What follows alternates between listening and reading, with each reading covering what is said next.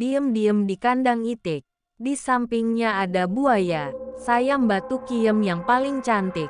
Akan menghibur kalian semua. Assalamualaikum warahmatullahi wabarakatuh. Saya Mbak Tukiem, janda yang paling bohai dan aduhai.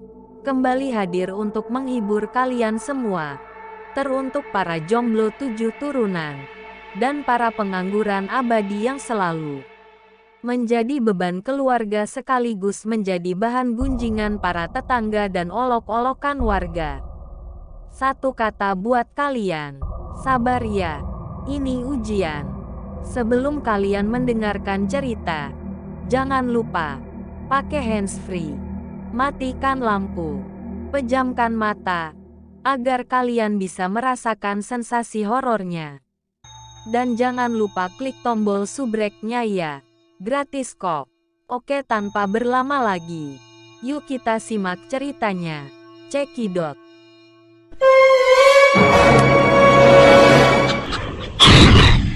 Kali aja serang.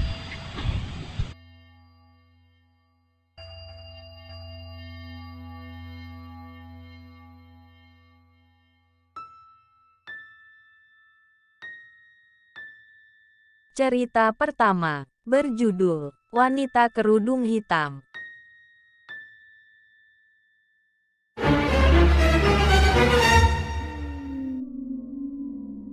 Foto wanita berkerudung hitam. Semenjak dulu, aku selalu tertarik dengan acara Nightmare Site. Kalimat, jangan pernah dengerin Nightmare Site sendirian. Awalnya aku tidak percaya, tapi akhirnya aku mengalaminya sendiri. Namaku Dikta. Sekarang aku duduk di bangku SMA di daerah Bandung. Pada hari itu kelasku sedang mengadakan kelas IT. Ini adalah pelajaran yang aku sukai. Karena bisa dapat wifi gratis. Aku dan teman-temanku pun asik mengerjakan tugas sambil browsing internet. Ketika kita sedang asik browsing, salah satu temanku terlihat kebingungan. Matanya melihat ke kanan dan ke kiri, seakan mencari sesuatu. Aku pun bertanya, "Hei, kenapa lo kesambet ya? Kok dari tadi celingak-celinguk gak jelas gitu?" Tanda tanya petik 2. Dia bilang, katanya di kelas ini dulu ada foto seorang wanita yang menggunakan kerudung. Mendengar hal itu, tiba-tiba bulu kuduku berdiri. Dia juga bilang, jangan pernah melihat foto itu. Katanya jangan lihat, tapi lo malah nyari. Celetukku sambil tertawa. Wajah temanku seketika jadi serius. Katanya foto itu sudah lama di sini. Duh bro, apaan sih foto doang? Foto yang mana sih? Yang itu. Tanda tanya petik 2. Aku terbangun. Dan terlihat ada sebuah foto di pojok ruangan ini. Sejak dulu aku tidak pernah memperhatikannya. Sekarang aku baru tahu. Ada foto wanita tua berkerudung di sini. Ekspresi wajahnya datar. Tapi yang aneh, matanya itu seakan melihat kemanapun aku bergerak. Namanya juga foto kali ya, gumamku dalam hati.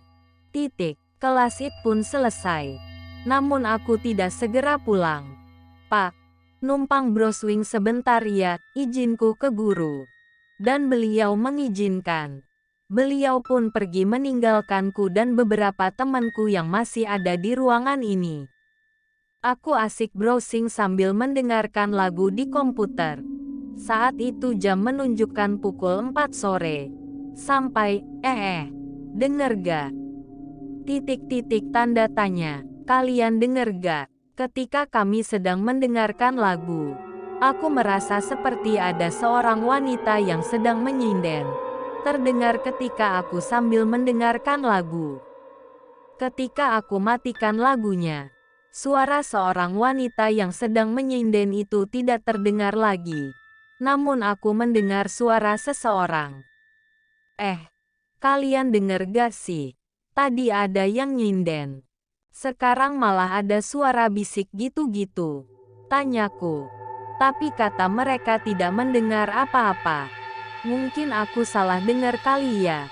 Bisikku coba menenangkan pikiranku karena takut terlalu malam. Kami memutuskan untuk pulang. Titik-titik. Jam menunjukkan pukul 5 sore ketika aku sampai di rumah.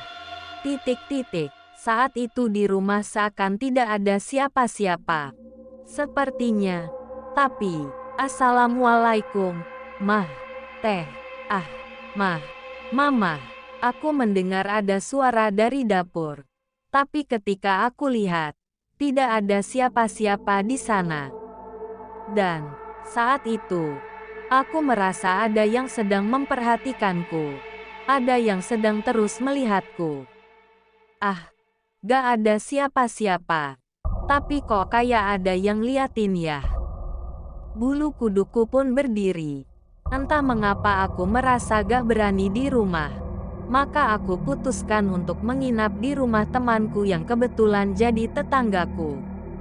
Aku ke sana dan meminta izin untuk menginap. Aku pun diperbolehkan nginep. Titik. Belum 1 jam aku di sini. Kami sudah asik saling bercanda. Sampai ketika jam menunjukkan pukul 10 malam. Kami pun beranjak untuk tidur. Titik-titik. Hari ini Kamis.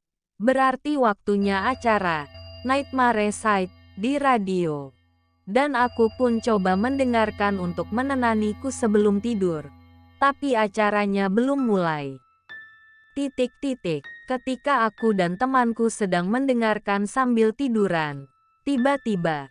Titik-titik. Di atas langit rumah ini aku mendengar seperti ada aktivitas. Ah, mungkin tikus atau kucing, pikirku. Sampai acara Nightmare Side pun mulai. Titik-titik. Aku berkonsentrasi mendengarkan acara Nightmare Side ini. Temanku yang ketakutan ninggalin aku sendirian di kamar. Titik-titik. Hingga akhirnya aku dengerin Nightmare Side sendirian. Titik-titik. Sampai aku pun ketiduran. Tapi samar aku masih mendengar suara lantunan. Lantunan seorang wanita. Titik-titik. Aku masih menganggap itu background dari acara Nightmare Side. Lalu, sekarang aku merasa ada yang mengelus kepalaku. Titik-titik. Mengelus perlahan-lahan, pelan, dan sangat terasa sebuah tangan mengelus rambutku. Titik-titik. Siapa ini? Karena penasaran, aku pun membuka mataku. Aku terbangun. Dan ketika kulihat, titik-titik, astaga, yang sedang mengelusku seorang wanita memakai kerudung hitam. Titik-titik, itu adalah wanita yang ada dalam foto lukisan di kelas itu. Titik-titik, aku ingin berteriak tapi suaraku tidak keluar. Aku tidak bisa bersuara. Titik-titik, wanita itu melihatku dan menatapku sambil berbisik. Titik-titik-titik. Aku pun langsung membaca doa yang aku bisa. Tapi mulutku seakan tidak bisa berkata dan tidak bersuara. Titik-titik. Dia mengulurkan tangannya ke arahku dengan muka yang terlihat menyeramkan. Tangannya perlahan mendekatiku dan menyentuh leherku. Titik-titik. Lalu wanita itu mencekikku. Aku tidak bisa bernafas. Titik-titik. Sampai akhirnya pandanganku buram. Dan aku tak sadarkan diri. Titik-titik. Ketika aku bangun, temanku sudah ada di sampingku. Dan aku pun menceritakan kejadian yang barusan aku alami. Ternyata temanku juga mengalami hal yang sama. Dia diganggu wanita berkerudung itu. Titik-titik. Seminggu kemudian aku coba mencari sejarah tentang foto wanita berkerudung itu. Tapi aku tak mendapatkan jawaban.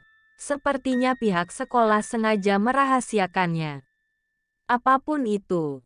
Dan apapun sejarah dari foto wanita berkerudung itu. Aku mulai menghargai makhluk itu. Menghargai makhluk lain yang ada di dunia ini. Aku mulai lebih banyak beribadah dan menjaga tingkahku. Karena apapun yang kita lakukan akan diperhatikan oleh mereka.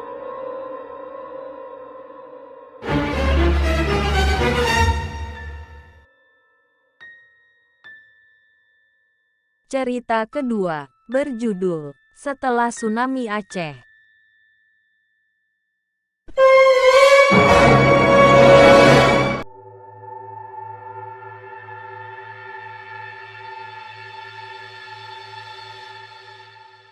Seminggu setelah tsunami Aceh, Sabtu tanggal 1 Januari tahun 2005. Tepat seminggu setelah tsunami, aku dan ibuku kembali ke kampung dari tempat pengungsian. Abang dan kakakku tak ikut karena mereka memilih tinggal di pengungsian. Aku yatim dari kecil. Dari tempat pengungsian kami naik mobil pick-up pengangkut barang. Tapi untuk sampai ke rumah kami masih harus berjalan kaki sekitar 20 menit. Sepanjang perjalanan menuju kampung yang kulihat hanya pohon tumbang, rumah ambruk, dan mayat. Karena mungkin ada beberapa mayat yang belum dievakuasi oleh tim relawan. Aku menatap satu mayat yang tak aku kenali. Dia memakai baju daster warna merah berlumuran tanah. Tiba-tiba ibuku bilang, "Gak usah dilihat dek, mereka gak ganggu kita. Mereka orang baik," ucapnya. Kami pun langsung bersih-bersih. Kata ibu, malam ini kami tidur di sini. Tim relawan membantu kami mendirikan tenda serta perlengkapan lainnya. Malam pun tiba. Aku ingat betul peristiwa malam itu. Ketika ibuku sholat maghrib, aku berjalan keluar tenda. Tiba-tiba aku mendengar suara tangis bayi.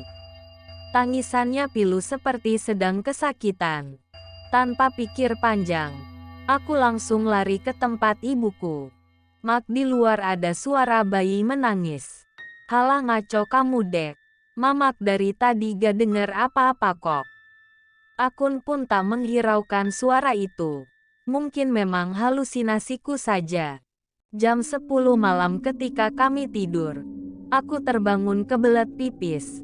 Aku memberanikan diri keluar untuk kencing. Di luar tenda aku melihat dua perempuan. Satu nenek-nenek, satunya lagi gadis berkerudung putih. Nenek itu seperti sedang marah-marah ke gadis itu. Kalau tidak salah dia bilang, "Laut zina iye bena teka." Air laut naik karena banyak zina. Aku belum sempat kencing, tapi tiba-tiba mereka melihat ke arahku. Aku lari masuk tenda dan membangunkan ibuku. Kuceritakan semua kejadian tadi. Tapi lagi-lagi ibuku bilang, "Halah, jangan ngaco kamu dek." Aku pun diam dan tak mau kencing lagi. Keesokan harinya aku ngompol. Ibuku marah besar. Gimana gak marah? Umurku sudah 6 tahun tapi masih ngompol. Aku hanya bisa bilang, "Kan adek udah bilang gak mau kencing lagi di luar karena takut ada nenek-nenek di luar."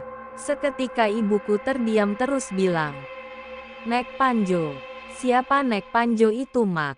Kataku. "Sudahlah, kamu pergi mandi sana, bau pesing," jawab ibuku. Aku pun mandi pakai air sumur yang alhamdulillah sumurnya masih utuh dan bisa digunakan sampai sekarang. Waktu aku mandi aku mencium bau amis. Mungkin karena bekas air tsunami. "Ah, yang penting mandi," ucapku. Setelah mandi dan siap semuanya aku pergi main. Layaknya anak-anak, rasa penasarannya itu ada. Aku jumpa kawanku, inisial R. Dia tempatku ngutang duit karena memang orang tuanya orang berada Wakakaka. Sehari sebelum tsunami aku ada hutang ke dia 100 perak dan aku lupa bayar. Tapi baiknya dia bilang gak usah bayar lagi. Aku udah ikhlas, ambil aja. Hari itu aku melihat banyak mobil angkutan jenazah lewat. Memang ada beberapa mayat yang belum ditemukan dan tak pernah jumpa sampai sekarang.